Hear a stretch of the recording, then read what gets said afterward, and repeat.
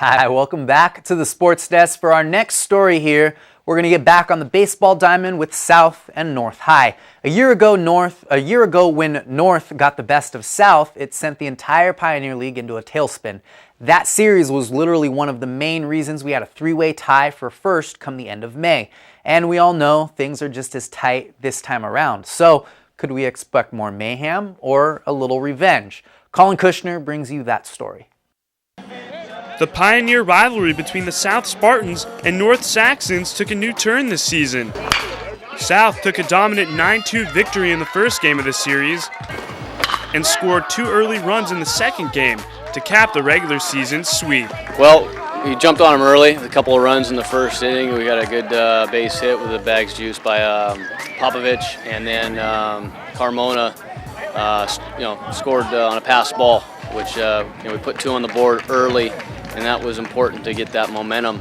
Last year, North swept South during the regular season series, but this season, it has been a different story. We wanted it more. We kept positive and kept the energy going. I think that we're just getting better offensively at the right time. Our pitching has pretty much stayed true to form, and our defense has been solid. Going into the series, South had lost 6 straight to the Saxons, and the last time they swept the season series against North dates all the way back to the 2009-2010 season.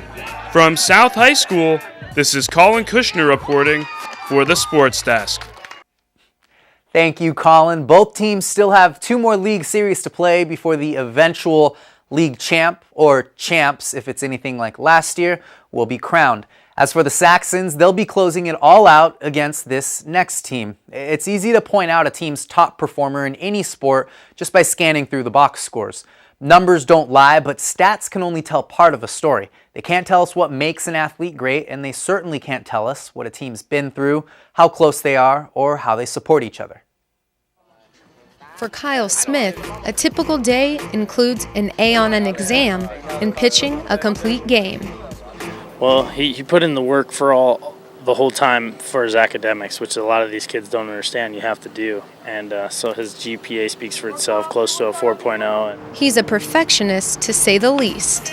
I just work hard and, got a love for the game, and I'll do anything just to keep playing. I expected myself to pitch as good as I'm doing now, but, my hitting's not where I want it to be, but I just go out there each day and get after it and try to get better. On the mound, it's easier for him, but at the plate, he plays right field. He made him a couple mistakes. But when there's a big moment, he comes through. That's just kind of special. That's what leadership's all about, is when people need you, you're there, and that's kind of what he's doing. About 4 weeks ago, Torrance High lost one of their starting pitchers to a season-ending UCL tear. It's kind of like the calm before the storm. I felt great. I had no fatigue, no soreness in my body. I was throwing long toss before the game, better than usual. Got on the mound, I was throwing 85, 88, and the next inning I was throwing like 89 consistently on the gun for the Cardinal scout, and then threw one fastball, and it just felt a pop and a tear, and I just walked off the mound. I knew it wasn't anything good. But for Kyle, this just served as extra motivation. Since taking over as their ace, he has gone 7 for 1 with a .5 ERA. The day after that happened to Ray, or 2 days after it happened on the weekend, he came into class and he's like, "Coach, we got to do this for Ray," and the whole team kind of jumped on board with that. And since then, I have to look it up, but Kyle Smith's pitched complete game after complete game, and he's given up maybe a run, I think, since then. It's been about a month. I mean, he's really pitching outstanding, and the team's kind of rallied around him for sure when he's on the mound. When I found out, I've been playing with him for a while, and he's been on a lot of my other teams outside of high school. And so knowing that he wouldn't be able to play his senior year, it hurts. And so I just try to go out there and get it done for him and go as far as we can without him. As a gesture of solidarity, these guys placed a sticker number 22 on the back of their helmets as a reminder of who they're playing for. We're doing it for him, and that he's still out there on the field even when he's not playing on the field. It makes me feel like I have a great support system. All the guys appreciate me, and I don't know, the bond that we've had just growing up and everything it just shows that they care. Now Kyle is looking to end his senior year with a bang by taking the Tartars to the CIF playoffs.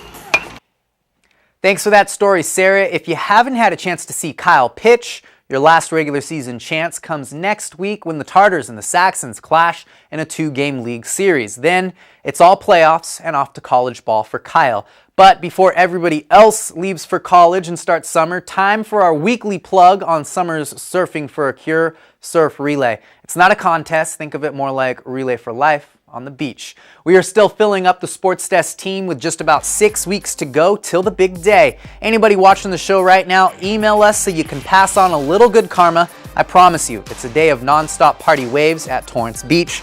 And at the end of it all, everything you raise with the help of friends, family will be donated to the Children's Hospital of LA to support pediatric cancer research. And you get to do it all with some familiar faces from the SportsDesk in the water next to you. Now, if you don't want to surf with us, if you want to contribute to our donation or help with fundraising, you are still invited out. Just let us know by sending a message to the SportsDesk at torranceca.gov.